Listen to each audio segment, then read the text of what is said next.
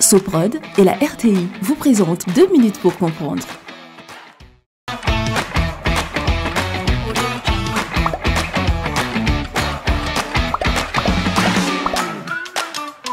Bonjour, bienvenue dans 2 minutes pour comprendre, votre capsule quotidienne qui vous aide à comprendre comment fonctionne le monde qui nous entoure.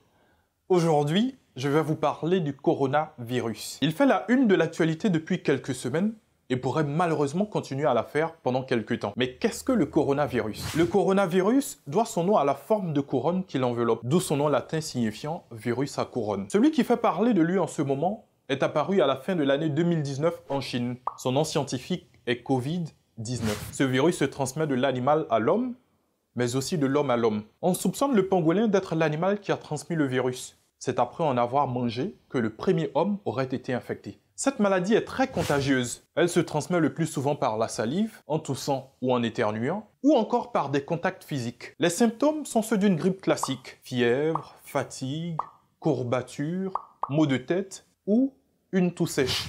Dans les cas les plus graves, l'infection peut provoquer une détresse respiratoire. À la date du 12 mars 2020, plus de 118 000 cas étaient recensés dans le monde. On compte près de 4 000 décès. L'épidémie du Covid-19 n'épargne aucun continent.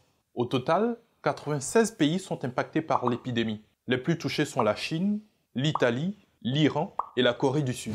Le 11 mars 2020, un premier cas de coronavirus a été confirmé en Côte d'Ivoire. Alors, tout le monde doit prendre des précautions, comme par exemple se laver fréquemment les mains avec de l'eau et du savon ou une solution hydroalcoolique, éternuer ou tousser dans le coude, éviter de se toucher les yeux, le nez ou la bouche avec les mains, utiliser un mouchoir à usage unique, éviter les contacts proches avec les personnes qui ont de la fièvre et qui toussent, porter un masque quand on est malade. Si vous revenez d'un séjour dans une zone où circule activement le virus, surveillez votre température 2 fois par jour.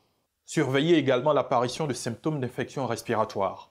En cas de fièvre ou sensation de fièvre, toux, difficulté à respirer, consultez un médecin le plus rapidement possible.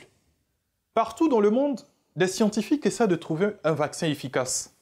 Mais cela devrait prendre encore plusieurs mois. Je vous donne rendez-vous demain à la même heure pour un nouveau numéro de 2 minutes pour comprendre. Soprod et la RTI vous ont présenté 2 minutes pour comprendre.